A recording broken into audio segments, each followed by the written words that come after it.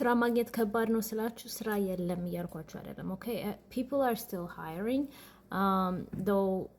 hire የሚያደርጉበት ሬት አንሷል። የስራ ፖስቲንግ ትንሽ ቀንሷል። ነገር ግን you know people are always hiring especially in the healthcare field healthcare related የሆነ ሜጀር ካላችሁ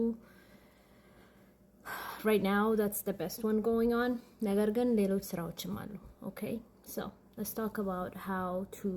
get a job if you guys are looking for a job currently መጀመሪያ ሁልጊዜ እንደማወራው ሁሉም ነገር የሚጀምረው ከሬዝሜያችሁ ነው so your resume needs to be on point okay apply ለምታደርጉት ስራ ሬዝሜያችሁ ከዛ ስራ ጋር ሪሌት ማድረግ አለበት ሁለተኛ ሊንክድኢን ፕሮፋይላችሁን አፕዴት ማድረግ አለባችሁ ሊንክድኢን ላይ ኔትወርክ ማድረግ አለባችሁ ሶስተኛ whether ስራ እየፈለጋችሁም ይሁን ስራ ያልፈለጋችሁም ይሁን I always talk about networking is the best way to get into a company or this is also called back channeling which is በምታውቁት ሰው